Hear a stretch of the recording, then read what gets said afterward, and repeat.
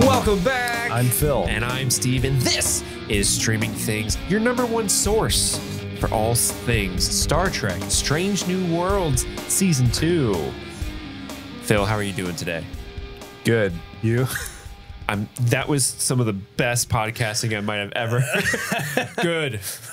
Move along. Well, it was like, do I talk about my injury with the leg, or do I just move on to it? And I was just like, you know what? I'm tired of it. I don't want to talk about it. It's fine. What's your boo-boo? I'm going to throw these off. You got again. a boo-boo? I can't. I can't. Want me to kiss it, make it better? I'm going to be silent until you're finished. Until I stop. Until you're finished with this. I cannot be trusted with this machine. No. But yeah, you hurt your leg. Yeah, it's fine.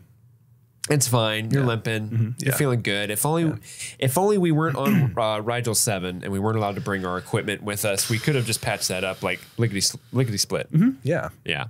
Rigel 7 reference to this week's episode.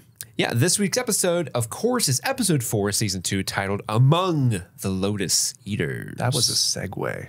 Wasn't it? Thank you for teeing me up. Really good. Thanks for teeing me up. But yeah, we are going to deep dive Among the Lotus Eaters. If you haven't watched the show before, what we do is we do a scene-by-scene recap of the episode. And then at the end of the episode, we have 3 segments. We have Acting Captain, where we discuss our favorite performance of the episode. And then we do our Captain's Log, which is our favorite moment of the episode. And then last but not least, we open up the comms so we can talk to other Starfleet captains out there where you, the listener, can write in and interact with the show. So Phil, Among the Lotus Eaters, just from the hip, general overall thoughts. Yeah, good. Yeah. Yeah. Had a lot of overlap with some other media I can remember watching. You remembered it? Oh, yeah, which I'm sure we'll get into as we discuss. But overall, pretty straightforward. No time travel this week. No trial this week. Just an old-fashioned, Star Trek episode where presented with a problem in the beginning and they solve it by the end. And next week, we'll see where we go from there. Next week, we'll move on and never hear from it again. Maybe. Then again, this was as deep of a callback as it gets. Yeah, that's true. To the first episode of Star Trek ever. Yeah. So, a decades-old episode where it all began. Yeah. And they reference that in this one. The director of this episode is Eduardo Sanchez. And we were like, what else has he done? Has he done other Trek? And we looked him up, and he's one of the co-directors of the Blair Witch Project. Yeah. Which did not expect that. Yeah, because you wanted to look up to see, like, oh, who's the director? Is it someone who's done Trek before? And Blair Witch Project director. Mm-hmm. What? Yeah. That's why there was probably that one dude standing in the corner crying. Oh, we'll get to him. Yeah, but that was just an odd, like, oh, cool. Like this guy who directed one of the or co-directed one of the most recognizable, iconic, scary movies of our time. Yeah, kind of started the whole found footage genre in a way, or at least made it mainstream. That has nothing to do with this episode, but no, I mean, it was neat that he's involved. So. Yeah, we looked that up before we started watching the episode, and both of us were like, ooh, does this mean we're going to have a scary, spooky Star Trek, maybe as more gore and shenanigans, Yeah. But no, just a pretty, like quite a throwback of an episode. Like this definitely feels like an episode of Star Trek of old. Yeah. Where it's kind of a silly concept. Everyone's acting pretty silly. I mean, to be fair, my overall thoughts on this episode was like very It's probably my least favorite episode of the season so far, by a significant margin. It's not a bad episode. Like I didn't hate my time watching it, but like if I go back and rewatch this season, I will probably honestly skip this one because it's just not my cup of tea. But with that, do you want to go right into the scene by scene recap? Yeah, sure. All right. Stardate 1630.1. Pike's back. Pike's back, baby. He's back with a vengeance. And you know what that means? He's cooking. How else are we going to reintroduce Captain Pike to this world? Get that man behind a chef's table, okay? He's making Mama's favorite pizza sauce. Spaghetti. Yeah. Yeah, he loves that spaghetti. But yeah, he's got some sort of date going on with Battelle. She's joining him from the Cayuga. Yeah. But he's making her some food. Mama Pike, she's got that secret sauce, and it's a family legacy. And he knows his lady wants some of the pizza sauce. And he makes a point to be like, hey, I'm on Do Not Disturb for at least a half an hour. So nobody contact me unless there's an absolute emergency that cannot be dealt with without me. And she has Battelle has the same rule for her crew. She's like, hey, unless the Admiral contacts me, also don't call me. All right. Yeah. Phone's on sleep. And she kind of gives him a gift. She gives him an Opelian Mariner's Keystone from Galt. It is to guide wayward sailors home. Yeah. I assume it would be like some sort of little compass of some sort, at least for Galt. I assume that's a planet. Yeah. And but unfortunately, their date is sort of broken up a couple of times. They get a transmission from the Admiral, so she steps off. It seems she's hoping to get a Commodore promotion. Yeah. But she's passed over for Geary. Yeah, she gets passed up for a promotion and she's sad about it. But she doesn't really want to like discuss it, but Pike's like, "Come on, like let's talk about it." And she reveals that Pasalk, the Vulcan attorney from episode 2, he's still pretty bitter about how the trial went, seeing as how they lost and seeing as how she was his prosecutor on that case. So he's essentially doing everything he can, it sounds like, to stall her career, which is what a not real great. Stick in the mud, that guy. He's not one of Spock's favorite people for a very specific reason. Yeah. And like Pike's got the spaghetti ready. It's getting cold. I mean, is spaghetti a dish best served cold? Oh, God. Much like revenge, Pasalk? Boo. Boo. I'm sorry, I couldn't help it. But he feels bad because he thinks like he's hurting her career. And he says, hey, we don't get to see each other that often anymore. We're two captains of two different ships. Life's pulling us apart. Maybe we should take our relationship and pull it back a little bit. Friend zone. We can go on a break. We're on a break. Yeah. That old chestnut. They were on a break. Yep. She understandably does not take this well, and she leaves almost right in time as Una communicates, hey, we got a communication from Starfleet about Rigel 7. Yeah. Dun, dun, dun. This cuts to sort of like a meeting room with the crew, the head officers. Una's kind of walking the audience through like, hey, in case you haven't seen the very first episode of TOS, maybe you don't understand who the Kalar are. You don't understand the different class systems they have. You don't understand that we as a crew, these characters, Pike, Una, Uhura, Spock, they went to this planet. They lost 3 people, and Spock almost died there, which is shocking. But like they need to go back to this planet because somehow when they did this first contact mission originally, something happened where they left some gear, and now it looks as though the locals have adopted the Starfleet Delta in some way, shape, or form. So essentially the Prime Directive has been violated hard, and they need to go back to scope out what exactly is going on, because the Kalar, I'm not sure, I forget how they pronounce it. I keep wanting to say the Kazon every time they say Kalar. That's Voyager. I know, it's tripping me up every time. They're the Kalar are a Bronze Age society, so they're not supposed to have, phaser rifles. Yeah, that's third place. Yeah. So they're like, why is the Starfleet Delta on like these satellite images of a castle and stuff? Like, we need to go back and like figure out exactly what's going on with this and assess the cultural contamination that Pike and crew left when they were last there. And to do that, they've got to go on an undercover mission. Undercover. Yes. Yes. Disguises. Like undercover bosses. He's Captain Pike from the USS Enterprise. And he's got 1 week to hide amongst the Kalar and know what they think about him. Exactly. But he's also going to bring La'an and Mbenga because they can't bring, they can't contaminate any more of this Prime Directive First Contact planet. So they're not bringing any Starfleet technology, phasers or anything. So Mbenga and La'an are coming with them because they are good at hand-to-hand fighting. And Mbenga's kind of, he's not feeling this. He's not super happy about it. No, he's not. Because he's a doctor. He doesn't want to do that. As they leave, Pike is really, really sad. He's holding the keystone that Batel gave him.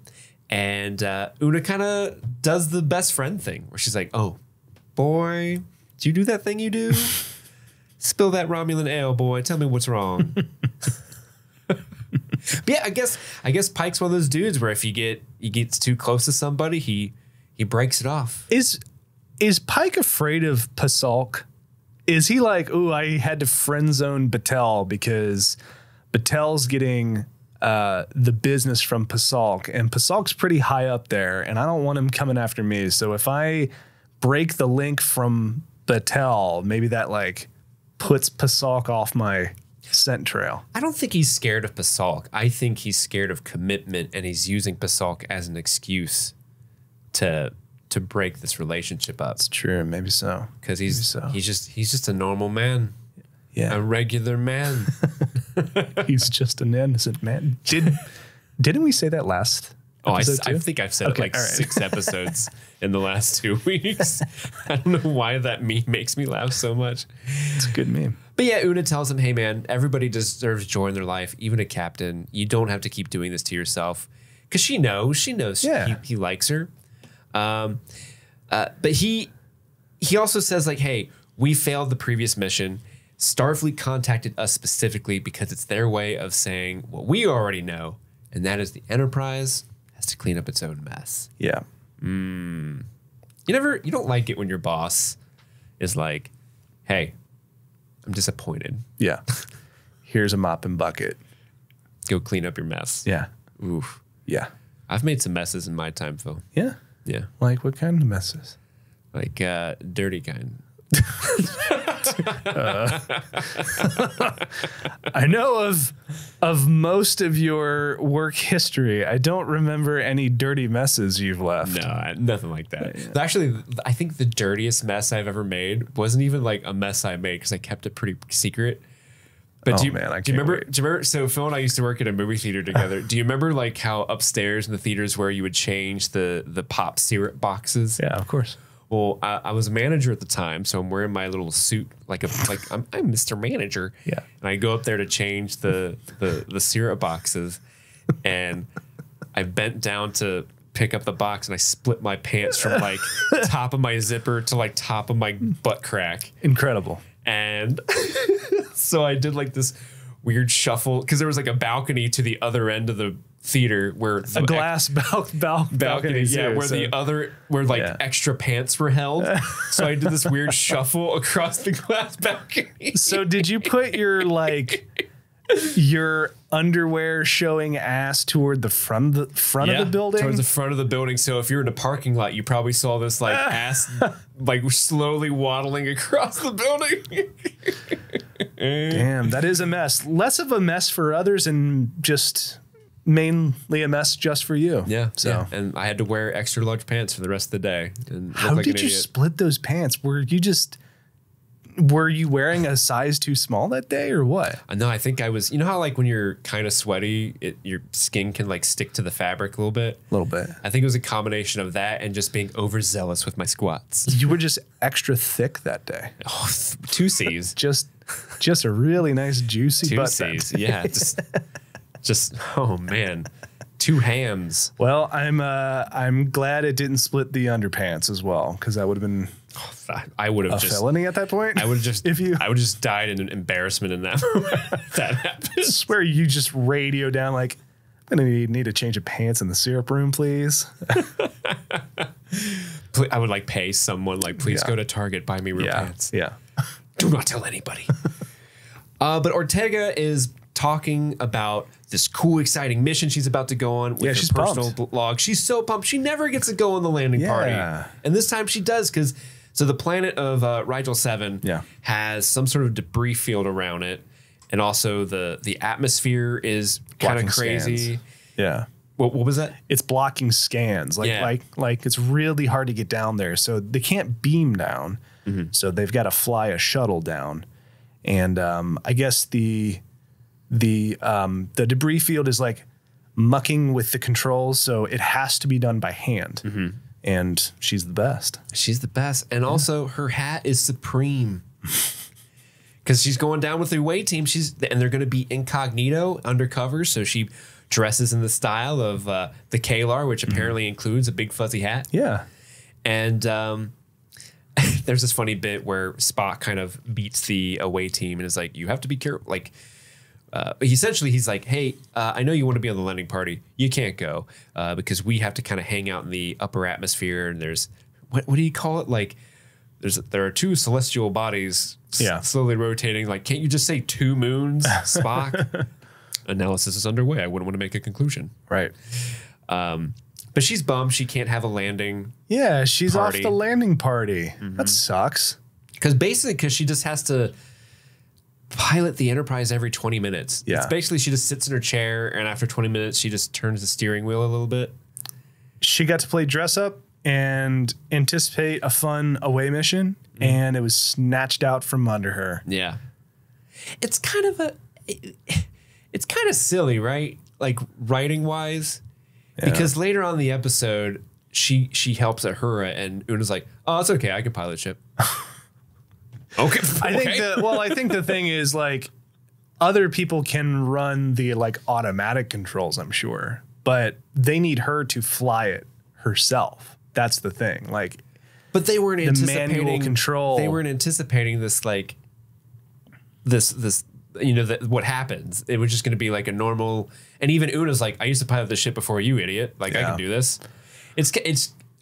They kind of wrote themselves in the corner because they could have just had Ortegas like up here and no one would have batted an eye. But the whole like, I'm going to go out onto the landing party. Oh, shucks. I can't because I'm a super important pilot. Yeah. I feel like they kind of wrote themselves in the corner on that one. So that was one of the things in this episode where I'm like, okay, well, that was dumb. The whole reason you're here, and Una's like, get out of here, stupid. Yeah. So we cut to the landing party. We got Pike. We got Mbenga. We have La'an. They're flying the shuttle down. They're using the cloud coverage half a hemisphere away from the civilization, they say. They fly past this giant asteroid crater, complete with asteroid. And they say that, oh, man, that probably sucked to be around here. Definitely won't play a role in the story of this show. Were you impressed by this CGI shuttle sequence? Because I was. Looked good. The shuttle sequence, yes. There was some CGI later in the episode I was not impressed with. Yeah. But everything flight-wise, very cool. I thought this looked slick.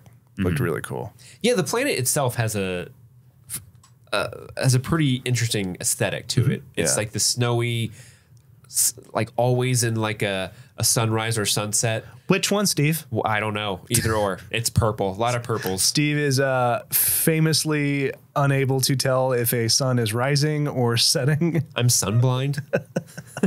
I just don't know where it's at any time. But they land.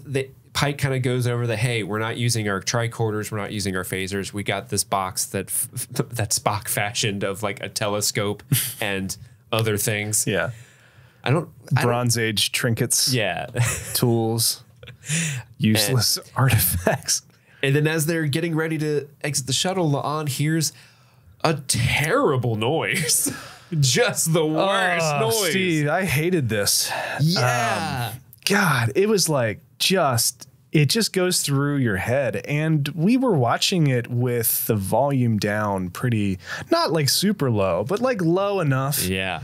And it was still like, should we turn it down a little bit? Like, it was really piercing. The ears ringing trope is something that happens in a ton of TV shows and movies. Yeah. This is the first time it's ever happened where I'm like, oh, ow, what the hell are they doing? Yeah, they really mixed it in a way that made you feel what they feel. And I don't like it. I don't really love that because I wasn't expecting it. Yeah. No, like Yeah.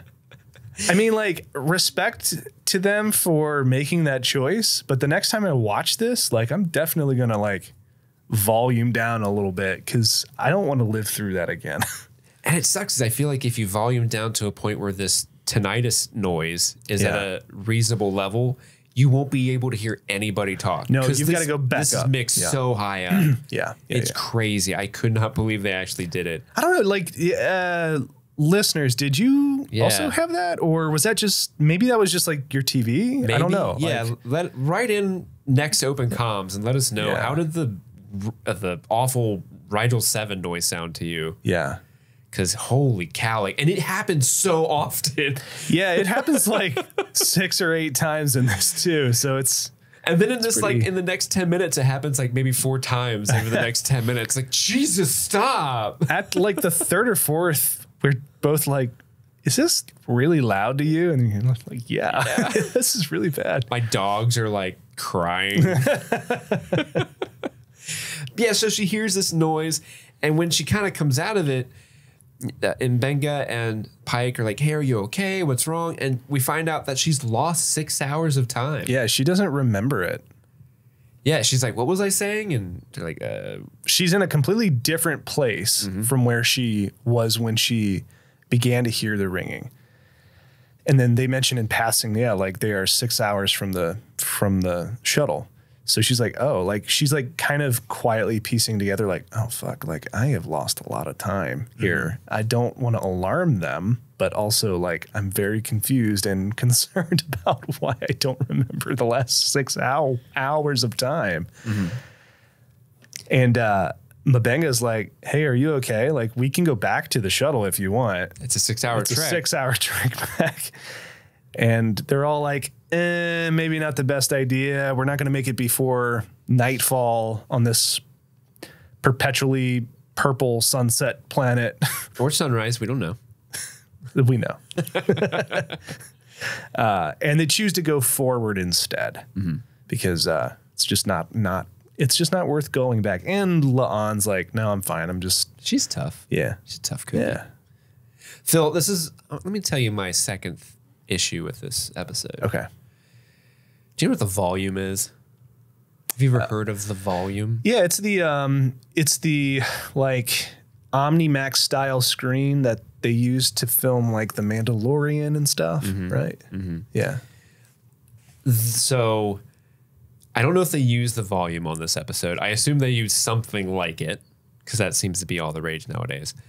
But this scene where they're talking about her tinnitus, anytime they're in front of the castle, if they're in either of those locations, these locations scream, hey, we're on a volume to me. And I hate that, where even though they're supposed to be on rocky terrain, they're on the flattest ground. There's very minimal rocks in their vicinity to make it look like they're actually in a space. It just looks like they shot this in a 5x5 room and then digitally put stuff in the background. And then the other thing that bothers me is they put in this snow because it's always snowing in the episode, but the snow that they put in, the digital snow, because it's digital snow, is moving very quickly, but no wind is blowing their hair ever. And so I missed that detail. So every time, so this scene and any other time specifically, they're outside of the palace later on, just looks so fake to me. And this is the first time so far this season where like I saw through the guys, the curtain had lifted. I saw Oz behind the curtain on this episode. I'm just like, because they did this, and remember that terrible Obi-Wan show? Yeah. And there was that one planet where like all the stormtroopers, they're in a crater, but they're all on like flat land outside the base. Yeah. And I was like, that looks so fake. Because how are they all on flat land? It's that type of thing, and it drives me nuts. And a lot of people probably will pick up on it. Yeah, I'll have to go back and watch that again because that didn't occur to me.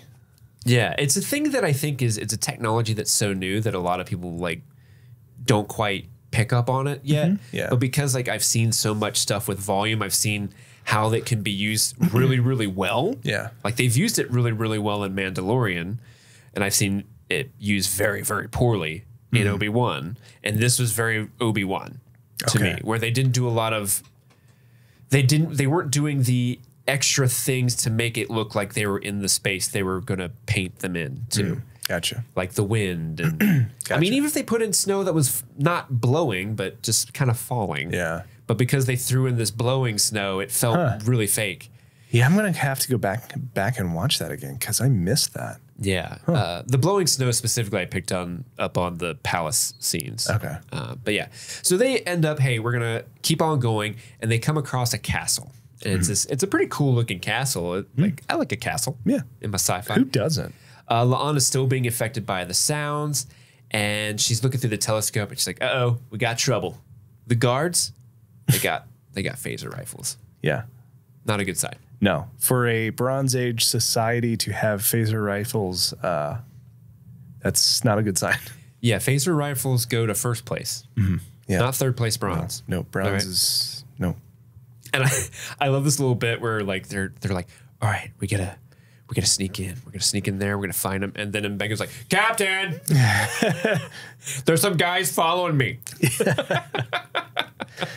So they get ambushed by 6 guys, and La'an makes a comment like, it's 6 against 3, like, we've got this. And Pike's like, no, let's just take our time here. And he tries to reason with them, and the Kalar know that they're Starfleet. They are not fooled by their disguises. They're like, that guy smells like spaghetti. We don't have that here.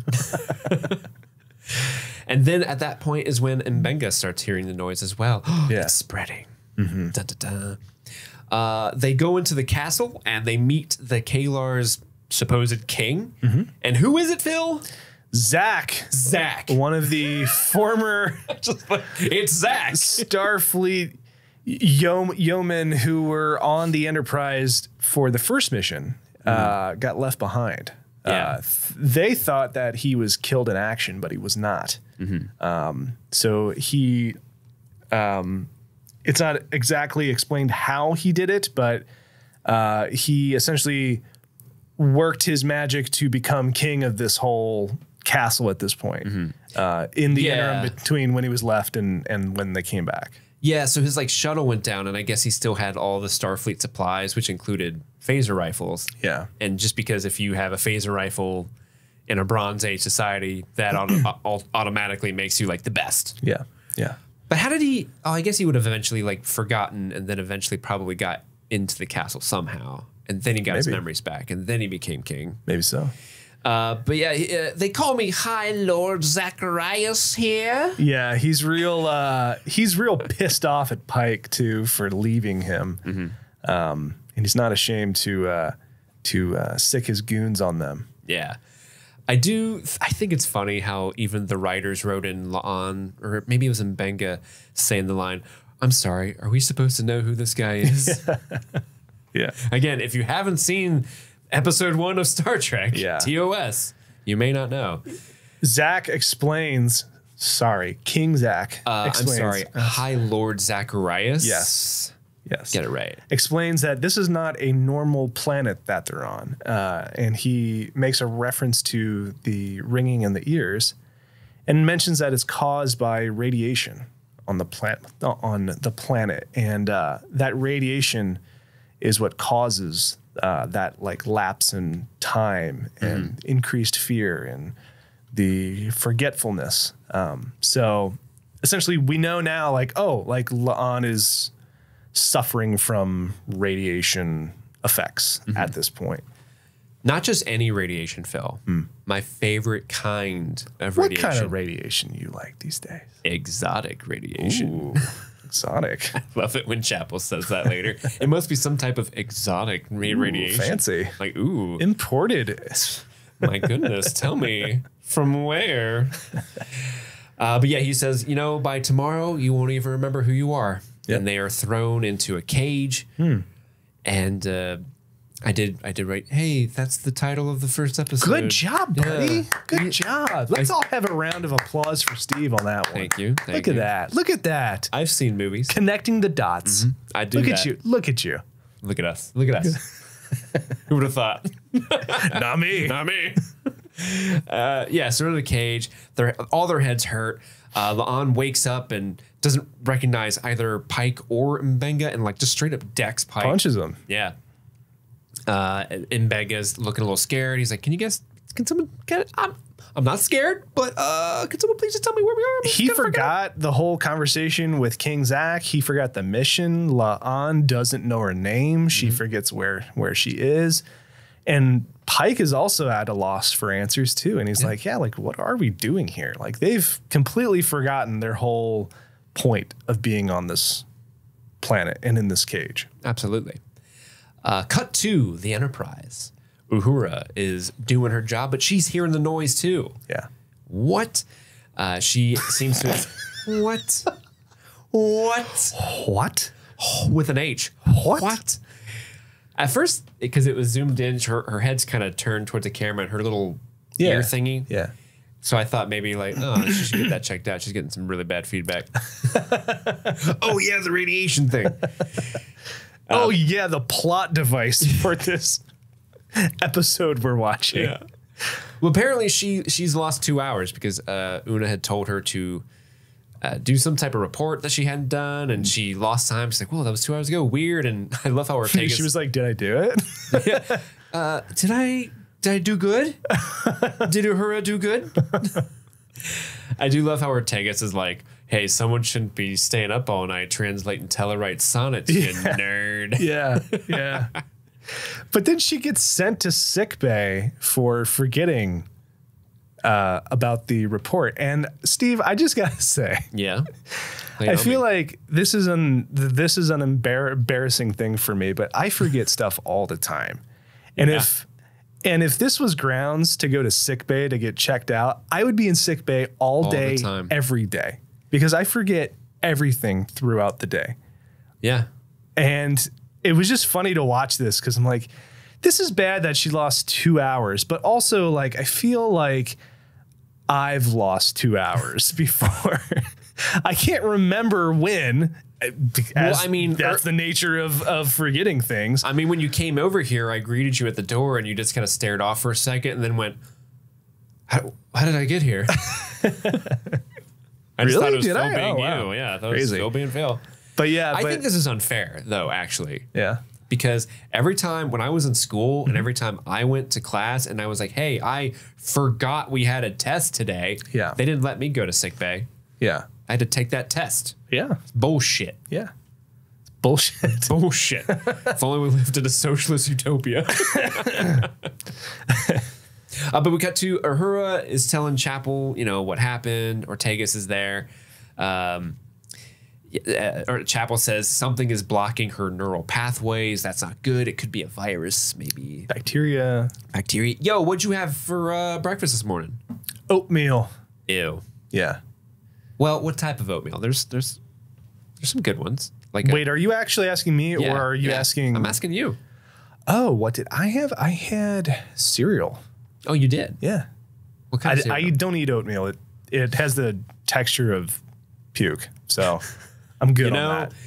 You're not wrong. I'm not wrong. It's disgusting. There's a reason when you see fake puke in movies, it's usually made with oatmeal. It's hot. It's grainy. It's more liquid than it is a solid. It's gross. Not an oatmeal fan. What cereal would you have? Mini wheats. Oh, okay. Hell yeah. Yeah. I fuck with mini wheats. Little frosted mini wheats. Yeah, those are with good. Some milk and some coffee and a banana. You're making me hungry. Keep going. No. I saw you changing the board and I was like, here it comes. Damn it. Now you I'm know what I watching your do. hand now. No. If I go for the big red button. I know. I hate that big red button. But yeah, Chapel's like, okay, well, maybe it was the oatmeal. As long as it's you, no big deal. Ring, ring, ring. It's Spock. Yeah. Hello, it's me. It's me, Spock. We got 6 more members coming to, or 6 more crew members coming to sickbay because they don't know where they are or who they are. So, whatever it's not specific to one person anymore. Whatever this is, it's not just on the planet. It's now on the ship as well. Scary stuff. Scary.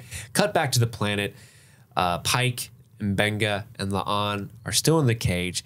It's assuming it's morning. It's still purple outside. I don't know what time it is. And the guards kind of come up. They open the door and like, hey, get out of here or starve.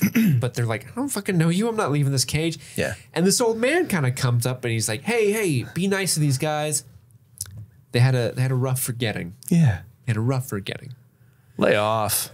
And so the guards kind of let him kind of coax them out. And this dude sort of tells them what's going on. Yeah, he takes them under their wing like, hey, we do labor here, okay? Yeah. You two are wearing the blue colors. That means you work with the stone. You work with green. You chop the wood. Come with me and be in the moment, my brothers and sisters. Yeah. Don't think about what you've forgotten. Just think about what you're doing right now. Yeah. I'll show you my totem if you're lucky. He does. He shows him his big totem. There's a scene in his house. This next scene has a quick shot of Mabenga sawing a log, and I don't know why. It just looked so funny. Like Mabenga sawing a log just looked so funny to me. Well, it's kind of funny too because what a weird place to put him. Just you're over there like 15 feet away from everyone else doing stonework, and he's like, I gotta saw this fucking log. I'm so mad. I think this season specifically has had Mabenga doing so many new things that we didn't see him do in season 1. He's barely worn his blue shirts. I know, like he's barely been a doctor this whole season. Like he's been like ninja. Yep. He's been log saw guy. He's been testimony guy. Yeah.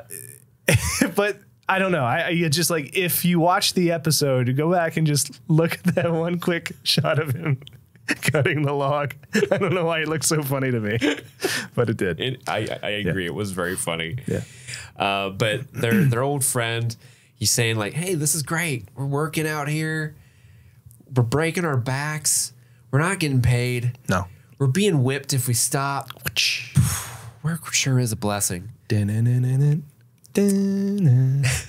This dude sounds like every person who tries to bust unions. The work is a blessing. Yeah. Come on. Yeah. The work is a blessing. Yeah. He says, sleep is what the Kalar in the palace do. We have forgettings. Because he kind of lays out the rules of the society where if you work in the palace, somehow you're able to retain your memories every day, whereas people who don't work there, you forget every single night. Yeah. You don't forget like how to walk or how to breathe or how to eat. Yeah, the functional stuff. Yeah, the basics, you retain all that, but the details of your life are gone. Yeah. You can feel like deep-rooted emotional attachments, but you don't understand necessarily why they're there. Right. And so this guy, we found out his name is Luke. Luke. L-U-Q. L-U-Q, yeah.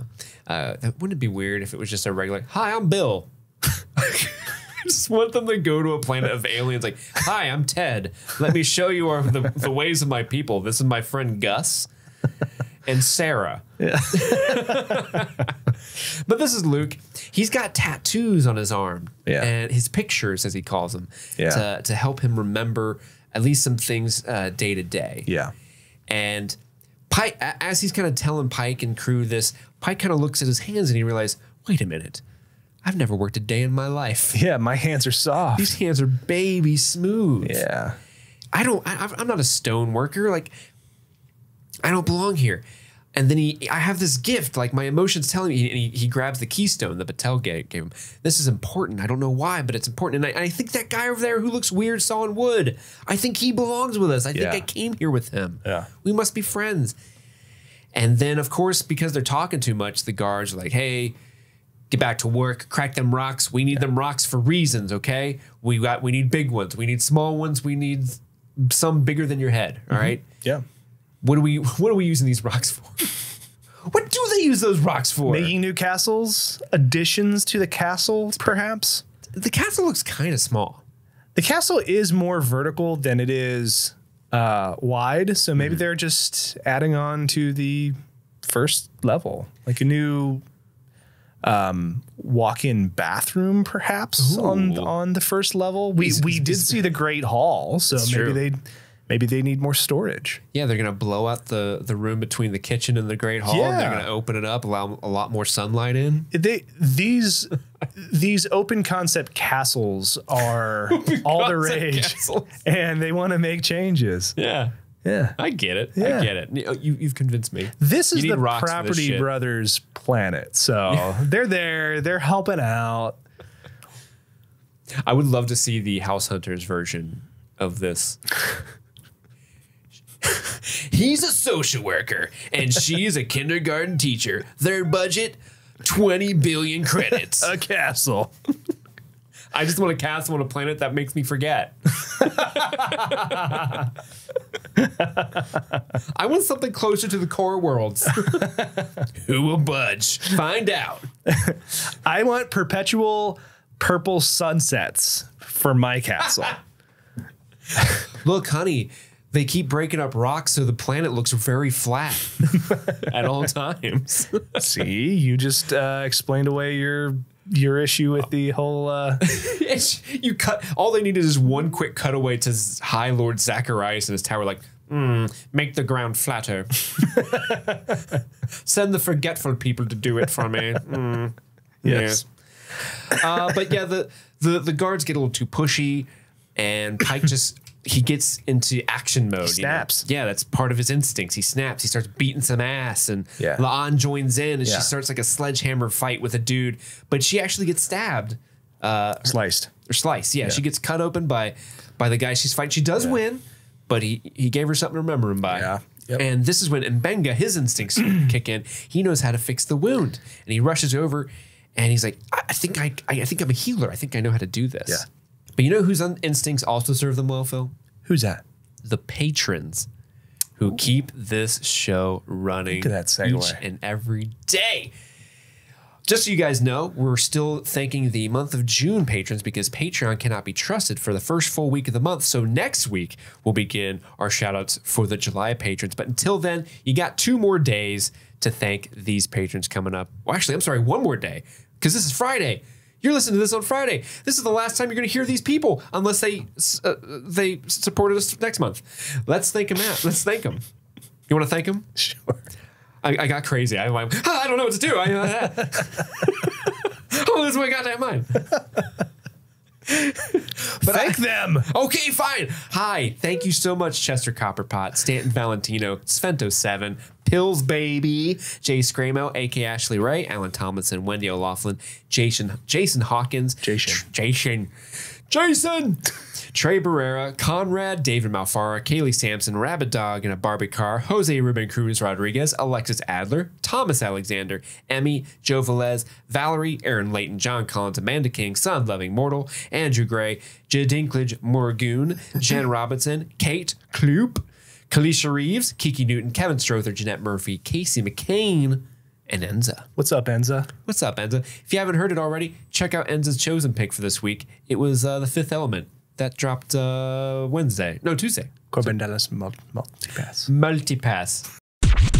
Now a word from our sponsor, BetterHelp. Sometimes in life, we're faced with tough choices. The path forward is not always clear. Like you never know. Sometimes I used to sell cars for a living and I hated that job, but I made good money. I was able to buy a house. I was gone from my family all the time. I would podcast whenever I could. I didn't get to see many movies. I worked every Thursday night. It was terrible, but I was like, I got to do this. I got stuck in the middle class grind where I was like, hey, this is what's right for my family, me to be miserable. We feel like we're stuck. We don't know what to do. So whether you're dealing with decisions around your career, sometimes in a relationship, or anything else, therapy helps you stay connected to what you really want while you navigate life, so you can move forward with confidence and excitement. Trusting yourself to make decisions that align with your values is like anything else. The more you practice it, the easier it gets. And like I said, I had to have a lot of practice, and it was talking through that stuff with someone else that helped me. And that's why you could find a therapist using BetterHelp that meshes with your values and the way that you see life in that perspective,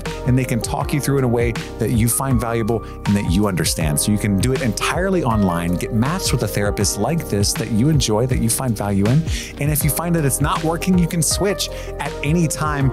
It's extremely easy to switch it. So just think about that. Think about how close you are to finding a therapist to better your entire life. So if you're thinking about starting therapy, give BetterHelp a try. Let therapy be your map with BetterHelp. Visit BetterHelp.com/streamingthings today to get 10% off your first month. That's BetterHelp, HELP.com/streamingthings. Well, we cut back to Nurse Chapel. She's on the Enterprise. She's updating Una. And apparently this sickness has spread through the Enterprise quite rapidly. At one point, Spock's there. He kind of says that a whole third of the crew is already down with the sickness. Oh, I was hoping you would. But Una is hearing the noise as well. So she's starting to feel the first sign of the effects, which is this tinnitus noise. And God damn it, I've never hoped for everyone in the Enterprise to get a sickness this quickly before. Like, can we please get past the tinnitus phase? Everyone. It's too loud. They keep playing that freaking ringing noise. It's very, very piercing and hard to listen to. And this is when Chapel says it's some kind of exotic radiation. Yeah, they're all, at this point, they're all realizing that they themselves are losing their minds. Mm-hmm. So scary stuff. And Spock has the idea that everyone should carry around a data pad with their personal information on it in case they forget who they are, which is a good idea in theory. Yeah. But it kind of falls apart. We find out later on in the episode. Yeah.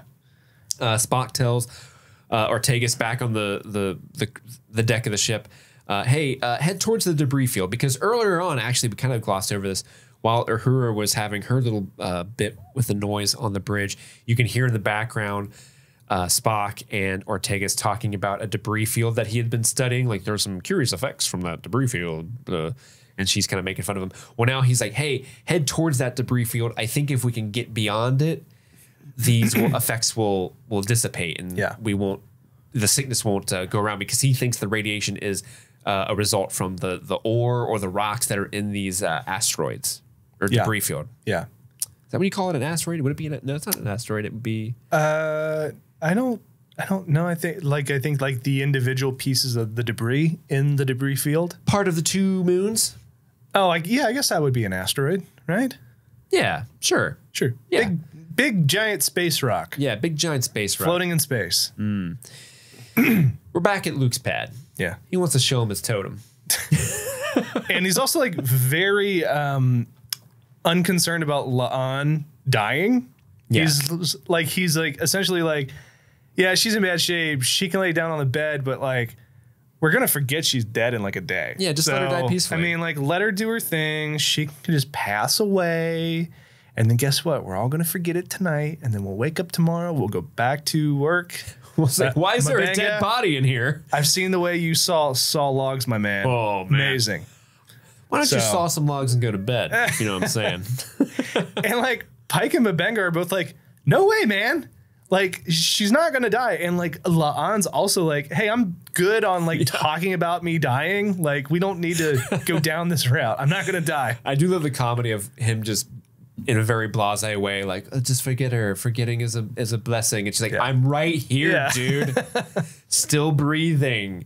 But we get the feeling that this Luke character is aware that he has some type of sad backstory and is just too scared to know what it is. So he's actually like, I'm cool with not knowing, and y'all should be cool too.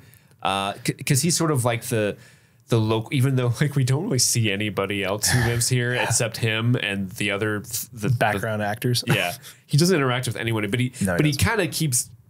He's giving off village leader, mentor energy, right?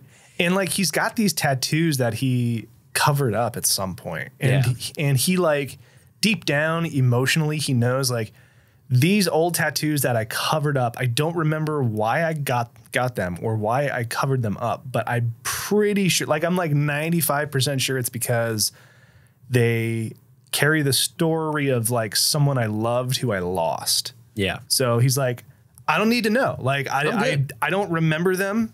I don't need to confront that pain again. So I'm good with this. Like I don't need to remember why I loved them and why I lost them. This man is the walking embodiment of ignorance is bliss. Yeah. Yeah. Yeah. He shows Pike the totem because he says, hey, I wake up every morning, I see this totem, and it reminds me of who we are, our place in this world. And so Pike wants to see it, and it's this like very ornate totem. Yeah. And, you know, he gets a little background from Luke about what it says.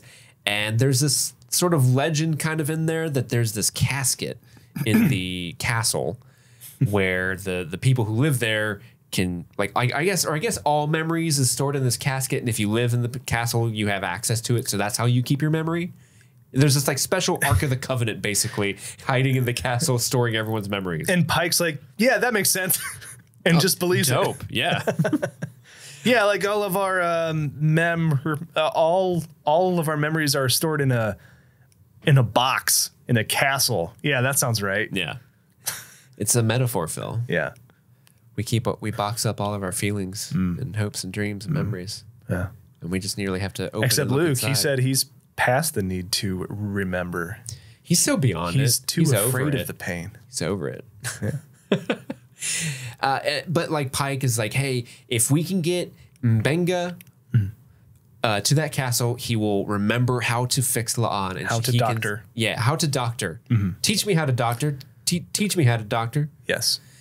Teach me how to Dougie. Yes. Yeah, thank yes. you. I wasn't sure if I did it correctly. Got it. And then at this point, Luke's like, okay. All right. Let's go. All right. Let's leave now. I wrote my notes. Well, Pike even says that you're suddenly okay with this because, like, for the last 10 minutes, he's like, hey, don't worry about it. Hey, don't be sticks in the mud. Dude, it's so much more fun not remembering. It's like being at a party without the hangover, man. Yeah. And then he's like, She can die. It's fine. We'll all Yeah. forget it. Whatever. I don't even remember her name, and you told it to me. And then he's like, no, we got to save her. Okay. All right. Let's go. Okay. Twist his fucking arm. Yeah. Kind of silly. But the gang, they walk into the palace. This is where Luke kind of says, like, I don't want my memories. You can go have fun. Get your fill. I'm good. I'm going to hang out here with the woman I wanted to die. Yeah. Oh, yeah. They bring La'an with them to the castle because I think they said as soon as Mbenga remembers how to doctor, she needs to be close so that he can doctor on her fast so he doesn't forget again. And Mbenga, you need to do a medicine. You need to do a medicine and you got to do it fast. Can you please do a medicine? You need to put the saw down You need to and do a medicine for I once. think if I use the saw, I can make her wound better. No. Let's see. That part of her gut looks like it's wounded, so let's just cut that part out. Yeah. Just There, cut- it's not attached anymore. You're good. You're just a torso now. Yeah. At some point, Luke kind of talks about, you know what love is.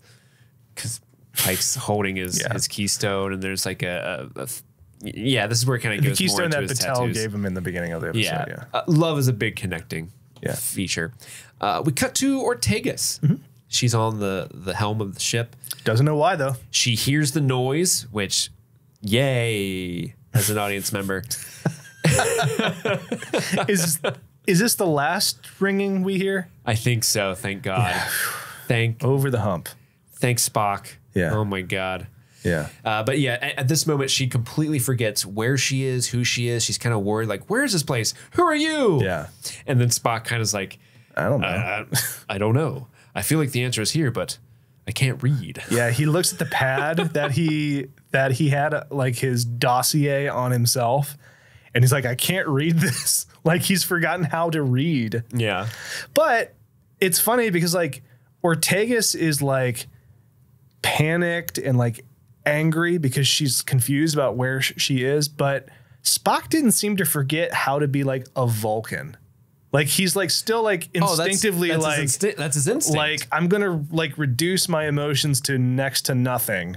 So like he didn't forget that part of it, but he did forget himself how to read and seemingly everything else, which I thought was a really interesting thing. Like, oh, okay, like he didn't forget that like critical breathing. part of himself, but everything else he did. Yeah, it's like breathing to him. Because I mean, like if Spock forgot how to be a Vulcan in that moment and just went crazy. Like, he could take out the ship. I kind of thought that's where they were going to go with it, because in the there was like previously on Strange New Worlds, they had that scene where he was like freaking out and being super emotional from season 1. Yeah. And so for a second, I'm like, oh, is Spock going to forget how to control his emotions and just wig out on people? You know, but that didn't happen. That like those recaps typically have like a pretty good like here's what to expect. Like when you watch the episode after the recap, it's like, oh, okay, that's why they showed me that. But this one, I feel like they're just like, I don't know, we'll just throw a bunch of shit at the wall that we've covered in the past. We haven't had Chapel in an episode in a while. Remember her? But yeah, you're right. Like they sort of set it up for like, remember Spock's emotions were out of the bottle the last time. That's not going to matter. And then you think it like might come up this episode when they like forget how to be themselves. But no, he keeps his cool. Ortegas does say that she's angry, and I feel like I'm angry at you. And Spock says emotions are not facts. Yeah. But I wish he would have added to that. But emotions do matter and deserve to be felt. And I'm here for you if you need to talk to me. But he doesn't. So she bounces. But he doesn't. He doesn't. So she bounces. She's in the turbo lift. I love that she's like, take me home. And she starts talking to the computer as if it's an actual person. Yeah. At one point, she's like, miss. I don't know why that made me laugh so hard. Ortegas is great. So she goes down to deck 6 because that's where her quarters are. Yeah. And she gets down there. Everyone's confused walking around. Everyone's confused. And there's this one background actor that I absolutely love in this scene. He's a guy in like the fetal position against a wall. Rocking back and forth. And the expression on his face is just like amazing. Dude, yeah. YouTube people can see Steve's reenactment right now. Yeah. He's exactly like that. Like he's just freaking out, eyes wide, staring into the middle distance, not knowing who he is or what he's doing. And I just love that guy because he didn't have to go that hard on this scene because he's on screen for like a second, like 1 second. Yeah, you were trying to pause it to get a photo of him, and we were having trouble like pausing at a good spot to get a good grab of him. I think I did it like on my third time, like I got it right. Yeah. But, this dude was acting his pants off. Yeah. And I respect that guy. Yeah. So, she asks, she goes, ma'am, where's my room? And it creates this like illuminated path that directs her to her room, which is like a really awesome feature. Yeah. And it reminded me of anybody who played Dead Space. There was you could click the controller and it created it was like another spaceship type situation. And so like the ship would like create a line, like follow this hallway. And I always thought that was fun. 'Cause sometimes you're lost. Like if I'm in like a big building, I don't know where to go to the driver's license part of this government building. I wish I could ask the computer or hold my hand to the floor and a light would direct me. Yeah. How cool would that be? I'm thinking that would be useful in the hardware store when you need one item. At Lowe's. Yeah. And it's like, just need like one paintbrush, but I know where it is in the hardware store that I go to often, but I'm away from home and I don't know the layout of this store. Just show me the way. Yeah, that would be perfect for places like that. Yeah. Oh my God. Yeah. She goes into her personal quarters, which holy cow. I always love the aesthetic of the ship, but her room is awesome. I'm not convinced that 75% of the Enterprise is just like lodging because these rooms are enormous. Yeah. And I know not all crew people have the same sized quarters, but like Ortegas is bridge crew, sure. But Ortegas's room is bigger than my apartment. Ortegas's room is like insanely big for one person. Yeah. It seems like a waste of space. Like you'd want like Pike's room, I get it. That's the captain. Yeah, and like he like hosts things. Like it's part of being the captain is being involved with your crew. Right. And he seems like a guy spaghetti. who making spaghetti for Battelle specifically. You need a fireplace. But Ortegas's room people is no joke like bigger than a lot of apartments I've seen. Yeah.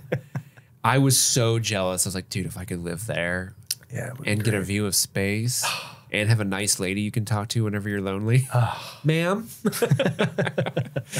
But she's in her room. The ship starts getting struck by debris from the debris field that they're floating in because she's no longer at the helm to avoid everything. She's freaking out. Yeah, she's freaking out. It's very scary. She's like, please, ma'am, make it stop. Please make it stop. Yeah. But the computer lady does not. And she reminds her who she is. She's like, you are the pilot of the ship. Yeah, we could talk about that. That happens a little later. But yeah, she does remind her like that you were the pilot of the ship. Would you like to plot a course? It's like, wait, I know the plot of course. I can do that. Mm-hmm. Who am I? And she's like, oh, you're Lieutenant Ortegas. You are the captain or the pilot. I pilot the ship. I pilot the ship. I fly the ship. I fly the ship. Yeah. And that was something she was saying in her personal log at the beginning of the episode. Yeah. Like, I fly the ship. And now she's kind of saying it to keep reminding herself, like, that's fly a the mantra ship. at this point. I fly the ship. Yeah. What do you think Spock's doing on the bridge this whole time this is happening? I don't know. I didn't think of that. That's a good point. Spock just like looking around the bridge, like, I don't know what the hell all this is. There's no one here with me. I don't know who I am. It's really quiet. Now would be a good time to read. Oh no. Space loot. Oh, I forgot how to play. Oh no. I guess I'll just sit here by myself. Yes. And think in my thoughts. Mm-hmm. But that is a good question. What is Spock doing? Because she eventually comes back to the bridge. He's like, oh, good, you're here. Like, he's still there. He hasn't moved. I was hoping you'd come back. I was very lonely. I didn't know where you went, and I was too afraid to leave the bridge. But so there's a lot of cutting back and forth in the scene. So while Ortegas is kind of getting her groove back and becoming the pilot again, Pike is on the planet. He hears some high-pitched ringing. It's getting late, so they're going to start losing time, and Benga says, because they attack a couple guards, and Benga is shot by some more. And because he can't really make it, the new plan is Mbenga's going to stay there and kind of hold the fort and like keep the other guards from coming in so that Pike can, break into the castle and get the casket of memories. Yes. The Ark of the Covenant. Eventually, let's see. Yeah, so Ortegas gets back into the bridge. Spock's very happy. He's like, I fly the ship. The lady told me. And Spock's like, cool. Let's do it. Do you know how? I believe you. Yeah. He tells her that he believes her. And she feels like she can do it. Yeah. So she takes the controls and she's off. Yeah. She flies into the debris field. Like riding a bike. Yeah. It's natural to her. Yeah. It's her instinct. She flies the ship. Mm-hmm. Pike is in a shootout with Zach when we see him. I'm sorry. I'm really sorry. That was very rude of me. High Lord. High Lord Zacharias. There you go. Forgive me. Titles are important. There you go. And Pike is just super badass in this scene. He's got some suppressing fire on Zach. At one point, just picks up a giant dish. Yeah. And so when Zach shoots him, he's just like Captain America shield blocking it. Yeah. And then he gets to Zach and he starts beating the shit out of him. He goes hard on him. Yeah, he's really rough on him, saying like, "Hey, where's the casket? We need to get our memories back so I can save my friend." And Zach's like, "Ha ha ha ha! You believe that story? You fool! You stupid! You a dum-dum! You stupid! You thought our memories were in a box? You know that's dumb! You stupid!" I wish the person they had playing Zach was like, "Hey, you're stupid. I sit on my castle and call everybody stupid." He's just like super into D&D. That's why he'd be like, "I'm Lord Zacharias. Wait, hold on. I've got to roll for intuition." But yeah, so he beats him up. It looks like he has him near death. He's like, "I need our memories." We cut back to Ortegas piloting with Spock. She's making some crazy decisions. They come across a very big, large rock, and it's so big, and she's heading straight forward towards it. And I love Spock's expression because he's sitting there and he gives her the sidiest of side eyes. Yeah. Maybe we should. Logic dictates we should avoid that. Yeah. And Ortegas is like, "Nah, we're going through." Yeah. And you love this. I loved this scene. You know me, like anytime there's like an exterior of a ship flying through a thing, or with phasers on full blast, or torpedoes being launched, I eat it up. I love this stuff, and I loved seeing the phasers carve a nice Enterprise size hole in the rock there. It's almost like Ortegas was piloting an Enterprise size hole through your heart. Yes, pretty much. I kind of wish there was a way I could record you while we watch these episodes together, because the noises you were making during this scene in particular. I didn't make any noise. You're lying. No, you made a couple noises. It was adorable. You were like, don't touch that board. You were like, ooh. And then when they made it through, you're like, yeah. Yeah.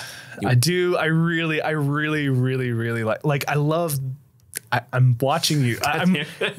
Listener, he just touched the board and switched over to that side of the board with the voice. Not. You did. Okay, I'm going back.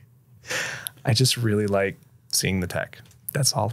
It's cool tech. Star Trek is so cool. Yeah. Like all the stuff. So Zach, we cut back to Zach. He's getting interrogated by Pike. He thought that Pike would just forget his memories and wander around like all the other stupids on the planet. But of course, Pike's way too cool for that. He's going to start a revolution, baby. The palace interior, we found out, is made out of a very specific type of ore. Yeah. And the ore has some sort of properties that blocks this exotic radiation. And that is why you're able to retain your memories once you're in the actual castle. So Pike keeps beating up Zach. He's super mad at him. He pulls his gun. It looks like Pike's going to actually just waste him right there. And then he gets his memories back right in the nick of time. Yeah. Zach says something like, I told you, Rigel 7 changes people. But I love what Pike says. He says, no, it shows us who we really are. Yeah. And there's this really touching moment where like, hey man, like, dude, I mourned you, man. Like you were my friend. Like I was bummed. I thought you were dead. And then you, like, I'm sorry that happened, but like, this is way too far. Starfleet's going to decide your fate. Like, dude, you broke my heart. Yeah. You're low Lord Zacharias now. Yeah. There's nothing high about you. And Zach's like, so what now? Mm-hmm. And Pike's like, we're going to bring you home. Like, it's time to leave. Yeah. Time to leave. Mbenga, we flash forward a little bit in time, and it seems like Mbenga and La'an have their memories back. And Mbenga uses his tools to save La'an. I assume stitch her back up. He did a medicine good. He did a medicine. Good. He doctored well. Yeah. Yeah. And La'an is fine. Yeah, she's not fine, but she's better. Yeah. Yeah. Yeah. And surprisingly, Luke is there too. Yeah. Did you catch that she did the little like motion, like where she ran her finger underneath her eye? Mm-hmm. Yeah, to Mbenga. Yeah. And he did it back. Yeah. Yeah. It was cool. They roll deep. Yeah, they're tight. They're tight. They're tight. But Luke's there, and he's upset. He's upset. I think he's crying. Mbenga was like, hey, this guy kind of had a point. It was nice not having a past for a while, but La'an says, hey, some of the memories are worth the pain. Yeah. Because Luke is remembering like he had like a family and stuff. Oh, he's weeping. Yeah, he's weeping. Yeah. He's sad. He had a family. He had a son, just like you, Pike. Yeah. He also made a pretty mean spaghetti. Indeed. And he says, like, I was wrong. The story of your life does matter. I'm going to go back to maybe the other 3 to 4 people that are out there and tell them that I was wrong. Yeah. Everyone stop breaking the rocks. If I don't forget in the interim. Yeah, he's like, he goes out there. I'm going to tell them everything. Man. Why was I here again? Yeah. Oh, no, my totem. It's not here to tell me. That's what I'm saying. Like, I've never identified more with a group of people on a planet because this is me. Like, I'll walk downstairs to get whatever. And then I like get down there and I'm like, why am I here? Walk down here. What am I doing here? And I walk back upstairs and then I'm like halfway up the stairs. Like, oh, that's right. I had to get, I don't know. Whatever from the kitchen. And then your wife's like, I asked you to get something from the store 6 hours ago. And you're like, what? That was just a minute ago. Who are you? Yeah. I do that all the time too. It's like the most obnoxious thing in the world is when you go into another room and immediately forget why you walked in there. I think it's a human thing, though. I think yeah. like everybody does that to a degree, some more than others, but I do it a lot. So all the time. yeah. Luke asks Pike, who gave you that necklace, that keystone? And he's like, hey, someone I need to apologize to because I've been a real butthead. We find out that, the unknown elements that Spock had been studying in the debris field was, in fact, what was causing this exotic radiation. So he has developed a shield harmonics to stop the radiation from affecting the crew anymore. Yeah. And they decide, hey, that giant asteroid that brought this forgetful radiation? Yeah. We're just going to tow that back into space. We're gonna do Luke and the people of the planet a solid. We're gonna put it back into space and hope it doesn't land on another planet with people on it who. Well, that suck because they had that animation at the end where the Enterprise does like a 6 spin, and they fling it into the field. Slingshot it. Wouldn't it be funny if they slung it and then just just spun right back, caught in the gravitational field again, and went back into cause a next extinction level event. Yeah. But Batel comes back. Yeah. And Pike apologizes to her, says he's been acting like an ass. Pike is all, feel like shit. I just want her back. Hey, girl, your jewelry. I gotta get. It led this sailor back home. He needs to get Batel back on board for some more spaghetti loving because he misses it. Spaghetti loving, ew. And she says like, hey, I'm having second doubts. He asks if she will forgive him. She kisses him, which I assume is an affirmation. Yes, I will forgive you, sir. That's how I forgive you. Yeah. Just plant you one. Yeah. And then she says, hey, we got 30 minutes to spaghetti. Yeah. It's spaghetti time. Did you bring in the meatballs? He brought the meatballs. Oh, man. I love that, man. And thus ends the episode. Yeah. Among the Lotus Eaters. You said you weren't a big fan of this one. Yeah, honestly, it's not my favorite. Yeah. Not my favorite episode. There's a lot of... It's a lot of like, who are you? What? Where am I? Acting, which gets very old quick for one person to do it. Literally every member of the cast does it. And it for me, that's like annoying to me. That might be just my opinion, but like it does drive me a little insane. Plus the technical issues I mentioned up top, like this is, for the first episode that had a lot of Pike in it, I was kind of bummed. I think you told me once, and I forget the name of the TNG episode, but they're caught in this like loop where I believe Beverly figures it out. Where like it's like the episode like plays the same like scene over and over, few scenes, and then eventually they catch on to like what they need to do to like get out of that loop. And I remember loving that episode because I found it so, because like I think what I don't like about time travel, I do like about like memory loss stuff. Like I find that like really interesting. Would you like a Groundhog's Day type loop like that? Yeah. So, and you didn't like that episode of TNG. So this makes sense why like the characteristics of this would also like bother you. Mm-hmm. Yeah, it's just like, and I think, to be honest, if I'm being very, very harsh, I don't think most of the cast lands that style of acting. What? Yeah. What's going on? There's a couple people that weren't very great in this episode.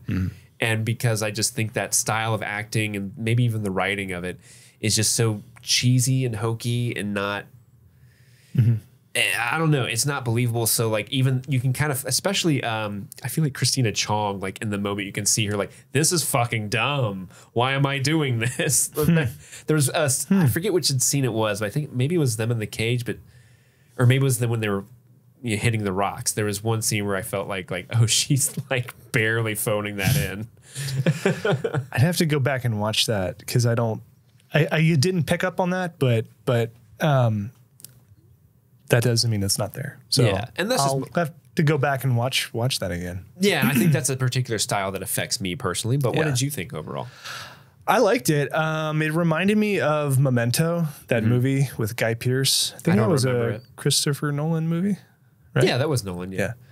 So like the guy, when he like revealed his like tattoos, I was like, okay, this is like directly lifted from that movie now. Like it's, and maybe that movie lifted it from elsewhere. I don't know, but that's where I first encountered that concept. So I kind of liked that whole thing. Like I like the concept of like this radiation sort of making people lose their minds like that, but not in like a crazy way. It's just like we literally just can't remember what we were doing or who we are. Because if you think about it, like your existence is reliant on what you remember about yourself and about your day to day. Yeah, and about what your like perceived reality is. And if there's something that's like obstructing that, like you have no clue, like who you are or what you're doing. And that could like disrupt your whole life.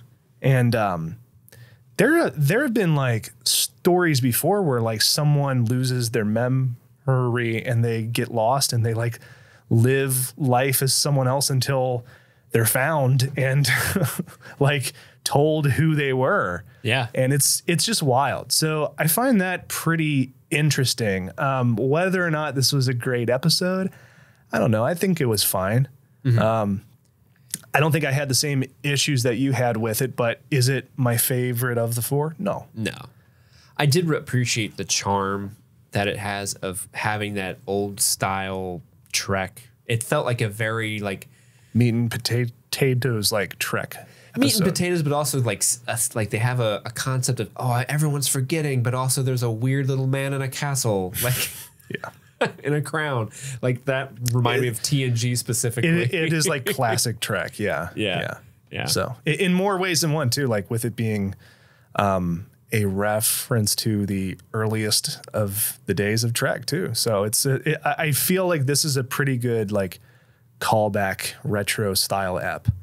And I didn't mind it. I'll watch it again. I will turn the volume down during those ringing portions. Oh my gosh. Learn a lesson on that one. But the percentage of me rewatching this episode almost entirely dictates of whether or not they turn that volume down. They're not gonna, so you're gonna have to. Like they have like a special edition of this episode specifically. Well, it's funny because like when like Picard season 3 came out, like I think they like the feed made it too dark in a few scenes and they like had to like tweak it. So maybe like there'll be enough of an outcry about the ringing in this episode, then they'll go back and like remix it to like reduce it a bit. And we might be talking about something that only affected like maybe us because of my TV or something. Maybe this was completely fine for or maybe everyone else. Maybe it's a weird noise that only people over the age of 35 can hear. And like anyone younger is like, I don't know what these old people are talking about. What noise? Yeah, probably. Well, Phil, how about we enter a captain's log? Let's do it. This is the segment where we talk about our favorite moments of the episode. Phil, what's your favorite Ortegas moment? Blowing up that asteroid with the phasers. Absolutely my favorite quick moment. It was just, I just freaking love when spaceships do that shit. It's so good. How much do you love it? I fucking love it. Oh yeah. So that was my favorite part. It's just so cool to see them using the phasers as like essentially like carving out a nice hole in rock. Yeah. So it's fun. Yeah. That's fun action shit. What about you? Well, Phil, we have what the Vulcans call consensus. Oh, really? Because that is also my favorite moment. It was super cool. I love Ortega. She's my favorite part of the episode. Maybe future spoilers for streaming things. Yeah. But also just the side eye that Spock was giving her. Yeah. I was I audibly laughed out loud. Laughed. I was like, look at him. Yeah. So that is my favorite moment as well. Yeah. Who's your acting captain this week? Your favorite performance? I will have you skip to time code 41 minutes and 12 seconds. Yeah? Who is that? This is the guy cowering in the corner when Ortegas goes down to deck 6 and he's making his crazy face. This background actor is nailing it in every way, shape, and form. I love this guy. He caught my eye immediately. I went back and looked for him again to get a picture of the screen because I liked him so much. He did more in 1 second for this episode than anybody else. So I'm going to give it to Guy cowering in the corner of deck 6 in that one quick scene. He's the Enterprise's Boimler. Yeah, pretty much. Yeah. What about you? That is an excellent pick. I'm going to go with Melissa Navia Ortegas. Yeah. She opens and closes this show. She's such a fun character. I was really excited for her to be on the landing party. So honestly, I also felt gypped. When we shared the bummer. Yeah, I shared the bummer with her. And then just her like, I fly the ship, I fly the ship, I fly the ship. Yeah. A lot of fun. Love her so much. Phil, how about we open the comms? Let's do it. So this is a segment where you, the listener, can interact with us. Streaming things, you can do that by either going and emailing us at streamingthingspod@gmail.com, or if you're on the Discord, you can message us on Discord. And to get on our Discord, you go to patreon.com/streamingthings and sign up for the appropriate tier. This week, we have two submissions, I should say, from Discord members Casey and Enza. Let's go to Casey first. Okay. So Casey writes, a few comments on your wonderful Star Trek coverage so far. Not sure if you guys knew or mentioned this before, but the actor that plays Dr. Mbenga is an internationally famous jiu-jitsu master, and they wanted to incorporate his skills into his character, hence the fighting scenes in episodes 2 and 3. Apparently he is super famous in the jiu-jitsu world. Yeah, I read about that after episode 1. When that came out, I haven't seen him in those roles before. Mm-hmm. This is the first role that I've seen him in. So I've not seen it myself, but I did read about that. Yeah. I love him so much. Yeah, he rules. Babs, he's the best. Casey continues, according to one of the showrunners, they put the line in season 2, episode 3 about being in New York City as a joke. He said, in the history of Star Trek and many shows in general, they often film in Canada and try to make it seem like a major U.S. city, New York, for example. True. They briefly considered doing that for this episode as well, but then decided, why not? For once, she's talking about last episode. Yeah. For once, let Toronto be Toronto. Yeah. You guys are kind of harsh on Kirk that episode, so I wanted to point out. I mean, he was pretty dumb. Take it off the Kirk is stupid list, LOL. Kirk was pretty dumb in that moment. He was like, wow, it's New York. And she's like, read the sign, bro. There's literally 3 signs visible right there. She was like, are you serious? Read the sign. Oh, you found something on Reddit. Somebody actually, so speaking of tomorrow, you found it where somebody had actually put in the driving distance between Toronto and where they were at in Vermont. And it was like an 8-hour drive across borders. It's like you can't take a cab across borders with that much cash from and for that long. Dude, I don't know who he swindled or who was playing chess in the park that day, but god damn. I mean, like, obviously he must not have taken a cab across the country's border. He hopped the border fence. But like maybe they took like a bus. I don't know. I honestly don't know. But it was just funny that in the episode, like, no time passes and they're from like downtown to Vermont and then back again too. Yeah. Like there was a return trip as well. So. Oh no, it's so funny.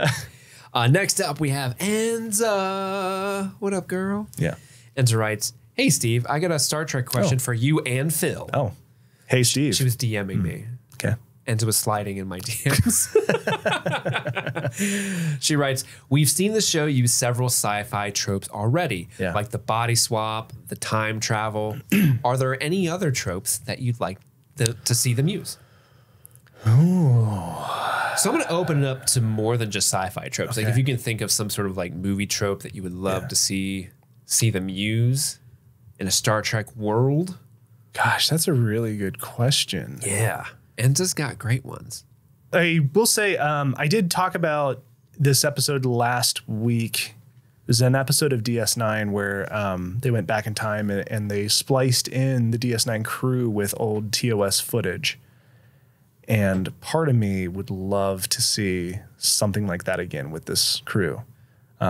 Just because like the way they filmed that was so incredibly cool. And the way they did it was really cool too. Like just like the way they fit the story into it and then found the technical way to do it was just awesome.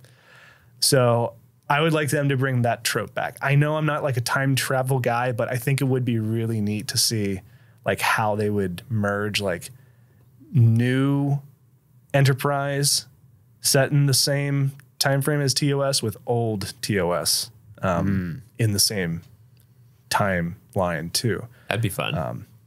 Yeah, that's just the first thought I had off the top of my head. I think I'll go with that. I'm gonna go with old. Like I would like to see them have like an old school slasher trope. Like you know how in slasher movies the victims will always be running away from a Michael Myers and who's just slowly lumbering behind them. Yeah. But yet he's always there. Yeah. And I would love to see a bit where there's like an alien or something that's stalking them very slowly. And there's just a scene of Spock going, the species can teleport short distances. I mean, the Gorn was kind of that episode, right? Where there was a big baddie who yeah, but that's like a creature stalking them in a ship. That's like a creature feature. I want just like a doofus in a mask. Okay. All right. Or maybe a heist movie. What if they did a Star Trek style heist, like a Mission Impossible style? I'm thinking more like an Ocean's 11 style, and it's like led by a Ferengi who's like, I need you to break into the casino at Regis 7. Okay. Because if you don't, I'm gonna blow up Saturn or something. And so they got to get the team together. So there's that montage of like Pike beaming down to a planet because he knows the best locksmith in the galaxy. And the locksmith sees Pike. He's like, Pike, you son of a bitch. And they like shake hands. I love it. All right, fair. Saddle up, man. We got one last job. And awesome. Yeah. I want that. I want that, Enza. Awesome. Let's make that happen. Sounds good. Enza, what do you want to see? Yeah. Listener, right in. It doesn't have to be Enza. Right in. We have only Enza. All Enza all the time. Only Enza. Only her. Only her. Oh, no. I'm proud of myself because I did it without breaking eye contact with you. Did. Well, listener, if you would like to write in and be a part of the show, like I said, streamingthings.com. I'm sorry. Yeah, you can actually go to streamingthingspod.com. That is our website. You can get in touch with us there. You can email us. streamingthingspod@gmail.com. On Twitter, we're streamingthingpod. You can always support the show by going to patreon.com/streamingthings. But if you don't have any bucks to throw our way, that's okay. We love you anyway. Your support is good enough for us.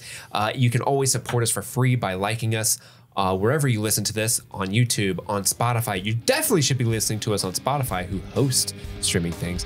And leave us a 5-star review wherever you can. Thank you, Phil, as always. Thank you for Steve. joining me on this journey through the stars. Thank you. And with that, my name is Steve. I'm Phil. And I'm Steve. And this has been Streaming Things. Happy streaming.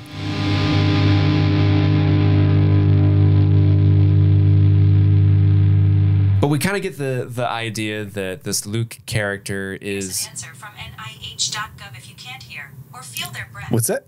What? Is that your watch? That's my watch. First few minutes after a person. Stop. We're going to take that out? Yeah, we're going to take that out. All right. Fucking idiot. Sorry. Do better. Do better. Do better. Get good. GG. All right? As the kids say, get good. Get good.